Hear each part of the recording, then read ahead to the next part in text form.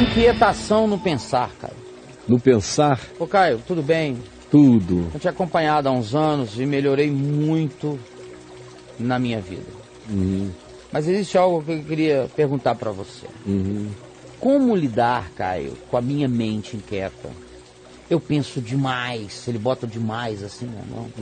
Penso sobre o pensar, inclusive. Como? Eu penso sobre o pensar, inclusive. Ele pensa sobre o pensar. Certo. Como são os mecanismos do raciocínio e essas coisas. Eu sempre fui assim. Eu tenho 36 anos, eu sou músico. Isso músico? Me tira... ele é músico. Isso me tira muito a paz, Caio. Me ajuda, me dê um conselho. Como parar com isso? Olha, Obrigado. imagina como é a minha cabeça, né? Esse negócio é uma coisa meio maluca mesmo, né, Caio? Imagina como é a minha cabeça. Imagino.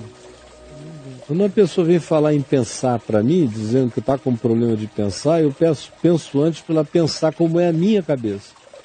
Está todo mundo dizendo, meu Deus, a sua cabeça, a sua cabeça, a sua cabeça. Minha cabeça é uma desgraça. Controlada. Subjugada. Aí é que é. Pacificada. Sob rédeas. Porque eu estou disciplinando o meu pensamento conscientemente desde os meus 23, 24 anos de idade, quando eu vi que se eu não me tornasse senhor, ainda que relativo, dos meus pensamentos, eu enlouqueceria pela fartura e a infinitude deles. Meu Deus do céu. Era uma loucura viver daquele jeito. Até que um dia, com medo de enlouquecer de tanto pensar, com 23 anos de idade, eu tomei uma decisão. A decisão de que eu iria cuidar de uma coisa de cada vez. E de que eu não me entregaria a provar para mim mesmo que eu poderia chegar às fronteiras das soluções de quase tudo. Porque chegar às soluções de tudo eu sabia que eu não chegaria jamais. Mas eu tinha sempre a vontade estranha de levar as consequências da minha reflexão até as últimas fronteiras possíveis da minha inteligência. E era insuportável. Em todas as áreas. E aí eu comecei a me dedicar a tudo. Da filosofia, à biologia, à astronomia, à física, física quântica, em todas as áreas possíveis. Eu levava até aos extremos, aos extremos, aos extremos. Depois veio o mundo da psicologia, da sociologia, da antropologia, aos extremos. Sem falar que no meio disso tudo tinha a reflexão teológica. A reflexão sobre Deus.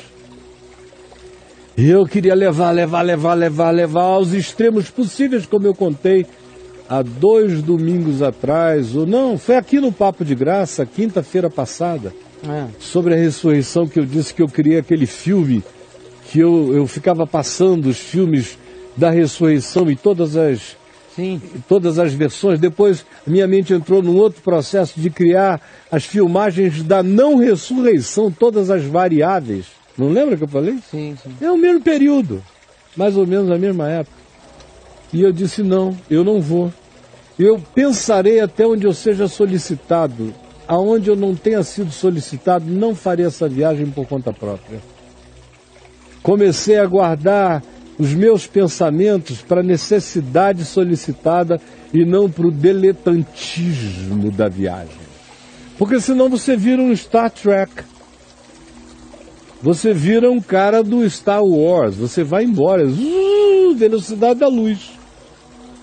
E você vai cada vez tendo menos conexões com o mundo concreto, real, com a dor do tamanho que ela é, com a tristeza das pessoas conforme elas as experimentam, com as necessidades conforme elas se apresentam. Você está sempre para além disso tudo em outro lugar. Estou falando de mim, no meu caso. Eu resolvi me concentrar no que era solúvel, estava diante de mim, e tinha demandas de necessidade. No início foi muito trabalhoso, mas depois de alguns anos, eu vi que eu comecei a me educar. O problema, por exemplo, é que depois eu entrei em outros ciclos. Era no tempo que eu tinha que fazer uns 100 telefonemas por dia, atender uns 100 e tantos de gente de todos os tipos, e uma fila enorme de autoridades, pessoas para falarem comigo. A Vinde tinha dezenas de projetos em curso, eu tinha milhares de viagens para fazer o tempo todo, e a cabeça tinha compromissos, eu estava o tempo todo contabilizando os compromissos. Essa parte, que não tinha nada a ver com levar os pensamentos até as últimas consequências, me foi muito problemática, até 1999, quando a misericórdia de Deus rasgou aquela agenda, antes de tudo no meu coração, pois essa agenda já estava rasgada no meu coração desde 94, mas eu era um escravo funcional dela. Até que em 98 ela começou a ser rasgada e em 99 ela foi para o fogo. De lá para cá, as duas coisas são muito serenas em mim. Eu continuo indo do pensamento para além do que é necessário, só de vez em quando. E havendo uma pergunta, uma necessidade, uma questão, do contrário, está tudo tão resolvido em mim. E no que diz respeito a essa multidão de soluções, eu sou um cara super organizado nos meus fluxos mentais. Eu sou capaz de pegar isso aqui, olhar e dizer, esse é um problema para segunda-feira e acabou. E não olhar para Não, minha mulher sabe que eu não estou de brincadeira. Não olhar. Não ficar preocupado, nem ansioso, nem alterado. Não, segunda-feira eu resolvo. O problema é sério. Tá. É sério. Hoje em dia tinha uma coisa que me fazia, às vezes, fazer antes as coisas. É quando eu mirava com uma idiotice tão grande que no fim eu podia esperar até segunda-feira, mas quando eu era mais jovem e impetuoso, eu resolvia na hora. Hoje em dia eu digo, não, é uma idiotice danada, mas o idiota vai aguardar até segunda-feira. Eu não vou resolver para ele antes de segunda. E não é por implicância não, é para viver melhor, é para mudar o canal, é para assistir o que eu quero, é para ler o que eu gosto, é para conversar com quem eu quero, é para ser um pouco mais senhor da disposição do meu cotidiano. Ô Caio, vamos supor, hoje é segunda-feira. Você pegou esse problema aí, ó, isso aqui é para segunda que vem. Então ao longo da semana, né, terça, quarta, isso vem na tua mente. Quase não. Como é que você controla essas Não, eu digo é para segunda, porque dificilmente fica vindo, a menos que alguém me lembre. Tá. Olha, se não fosse assim, não teria havido papo de graça, eu não teria nem te conhecido, eu teria morrido muito antes. Só quem convive comigo todo dia que sabe que eu não estou de papo furado é assim. O cara pode chegar e dizer, eu estou precisando falar com o senhor hoje, isso, ou com você. Eu quero, eu digo, mas eu não estou podendo. Mas eu quero, eu digo, olha, você não vai querer que eu te prove que você não quer falar comigo hoje. Eu estou apenas te dizendo que hoje não será. Vá. E acabou. Não tem por que me sequestrar, nem por ninguém, nem por agenda, nem por tema. A menos que o interesse seja absolutamente meu. E eu tenho urgência, do contrário, não. Tem outras coisas antes, isso espera até lá.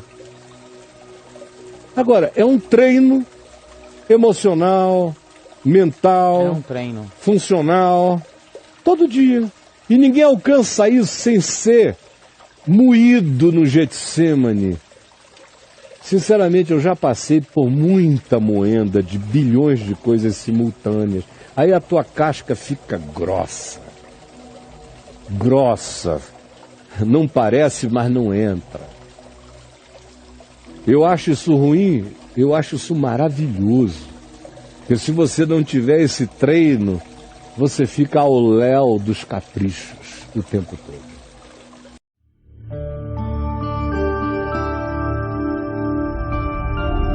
VMVTV, o canal é você.